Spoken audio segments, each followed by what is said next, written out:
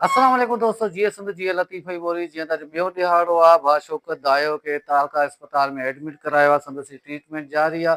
बाबा कीअं था ॾिसो, कंडीशन कीअं अथसि? अॼु मिड़ई कुझु न कुझु अथसि। बहितर हा आहे। बहितर अॼु आचरे ॾियारो हुयो, खोड़ सारियूं टेस्टियूं बि न थियूं आहिनि। ही डॉक्टर साहब खां CBC समेत काफ़ी सारियूं टेस्टियूं लिखायूं आहिनि।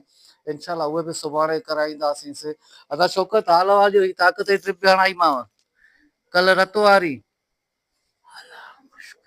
आमीन आमीन आमीन।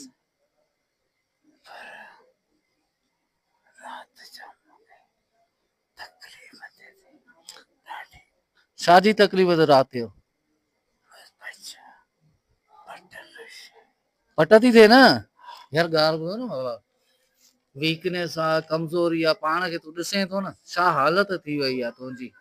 हीअ ड्रिप लॻण ॾे, ठीकु आहे, हीअ ख़तमु थिए उन खां बाद वरी सुभाणे असां ब्लड जी थैली चढ़ाईंदासीं ऐं प्लस में ही टेस्टियूं कराईंदासीं। ॿ ॾियारा ॾुखिया सुखिया गुज़ार शौकत, ठीकु आहे न। हिमत न हारजांइ, मां वेठो आहियां तोसां गॾु। ठीकु आहे, महिरबानी तुंहिंजी। जी दोस्तो, तव्हां ॾिठो ऐं ॿुधी ॻाल्हियूं भा शौकत जी। थी सघे मुमकिन हुजे त भई दुआ में भाउ खे ज़रूरु यादि रखंदा, छो त हिन भेरे शायदि पहिरियों दफ़ो आहे छोकिरे मुकमल इनकार कयो आहे त मूंखे पैसनि वैसनि जी सपोर्ट जी ज़रूरत न आहे।